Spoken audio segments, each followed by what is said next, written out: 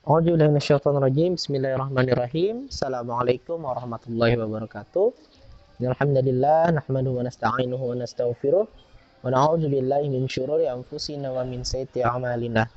May yahdihillahu fala mudhillalah wa may yudhlilhu fala hadiyalah. Asyhadu an la ilaha illallah wahdahu la syarikalah wa asyhadu anna Muhammadan 'abduhu wa rasuluh la nabiyya wa rasul ba'dah.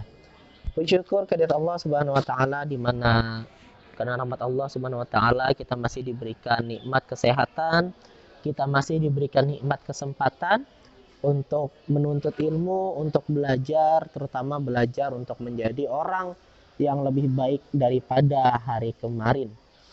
Salam serta salam tidak lupa pula kita aturkan kepada junjungan kita Nabi Allah Nabi Muhammad Sallallahu Alaihi Wasallam beserta keluarga, sahabat dan juga pengikut beliau hingga yaumul kiamah. Anak-anakku semua, siswa-siswi MTS Muhammadiyah 1 Samarinda kelas 8. Insya Allah pada hari ini kita akan melanjutkan pertemuan kita. Kita akan melanjutkan pembelajaran kita tentang pendidikan kewarganegaraan, di mana pada pertemuan kemarin kita sudah membahas tentang asal-usul asal-usul kebangkitan nasional. Nah, di mana memang itu dipelopori awalnya adalah dengan berdirinya salah satu organisasi kepemudaan yang dimana inisiasi atau bisa dikatakan yang mencetuskan semangat awalnya itu adalah Dr. Wahidin Sudirohusodo. Nah, maka pada hari ini kita akan membicarakan tentang bagaimana sih berdirinya organisasi Budi Utomo di Indonesia. Baik, langsung saja kita mulai pembelajaran kita. Yang pertama, kita harus mengetahui dulu ya tentang tujuan. Tujuan utama Budi Utomo, yaitu yang pertama adalah kemajuan yang selaras untuk negara, bangsa, terutama dalam memajukan pengajaran dan pertanian, peternakan, perdagangan, teknik dan industri, ilmu pengetahuan, dan seni budaya Indonesia.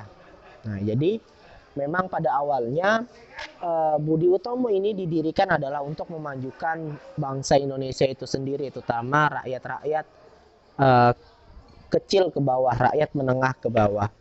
Agar apa? Agar bangsa Indonesia, rakyat Indonesia itu bisa bersaing dengan bangsa asing. Karena memang pada saat itu bangsa Belanda itu menguasai semuanya, baik dari pendidikannya, pertaniannya, peternakan, perdagangan, teknik dan industri, ilmu pengetahuan dan lain sebagainya macamnya. Rakyat Indonesia yang kecil itu hanya dijadikan budak oleh mereka, dijadikan pekerja dengan upah yang sangat murah sekali. Bahkan rakyat kita pada saat itu ketika melakukan pekerjaan tanam paksa, mereka sama sekali tidak digaji oleh bangsa Belanda.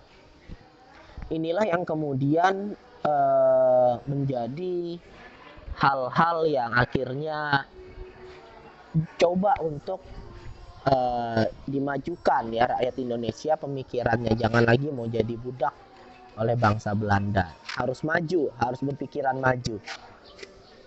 Nah, kemudian tujuan tersebut diimplementasikan atau diterapkan ya dengan memberikan usulan kepada pemerintah Hindia Belanda.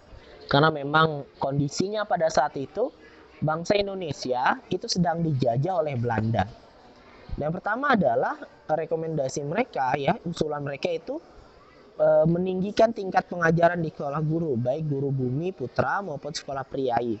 Bumi putra ini ya maksudnya adalah sekolah bagi orang-orang yang biasa-biasa saja. Kemudian sekolah priai ini adalah sekolah-sekolah yang diperuntukkan untuk bangsawan atau orang-orang yang memiliki jabatan ya, memiliki darah biru seperti itu. Kemudian memberikan beasiswa bagi orang-orang bumi putra. Nah, jangan sampai mereka mau belajar itu dipersulit. Lalu ketiga adalah menyediakan lebih banyak tempat pada sekolah pertanian. Karena memang sekolah pertanian waktu itu hanya diperuntukkan oleh orang-orang yang golongan atas ya, karena memang pertanian pada saat zaman Belanda itu menjadi hal yang sangat penting sekali. Kemudian ada izin pendirian sekolah desa untuk Budi Utomo. Lalu mengadakan sekolah kejuruan untuk para bumi putra dan para perempuan. Yang F, memelihara tingkat pelajaran di sekolah-sekolah dokter Jawa. Dan G adalah memberikan kesempatan bumi putra untuk mengenyam bangku pendidikan di sekolah rendah Eropa atau sekolah Tionghoa Belanda. Nah, karena memang dulu itu ada sekolah rakyat, ada sekolah rendah ya. Tingkatan sekolahnya itu ya berbeda dengan sekarang.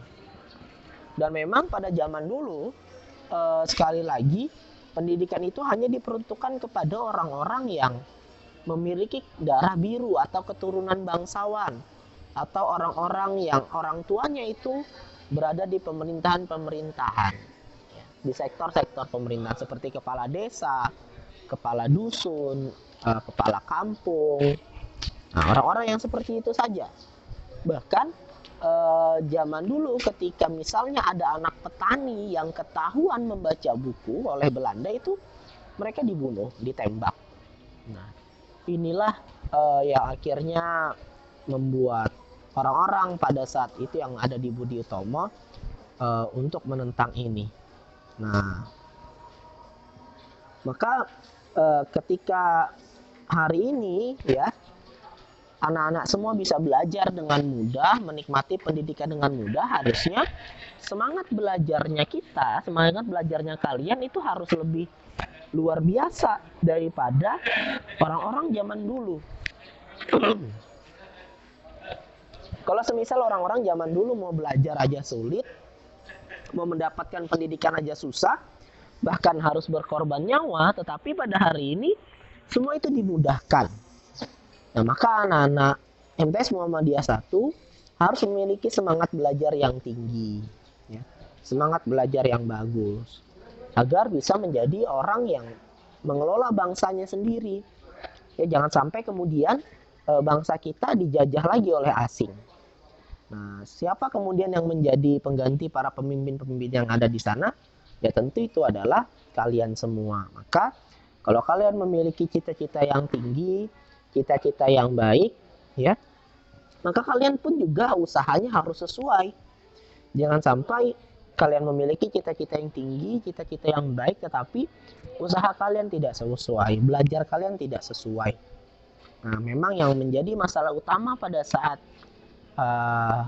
pendirian Budi Utomo adalah bagaimana orang-orang di Budi Utomo ini mampu menyetarakan pendidikan, ya, mampu memberikan pendidikan bagi bangsa Indonesia, bagi rakyat Indonesia. Nah, sekali lagi yang paling penting pada saat itu adalah pendidikan.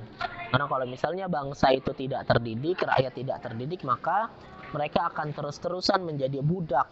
Mereka akan terus-terusan dijajah. Dan pada hari ini jangan sampai kita dijajah lagi.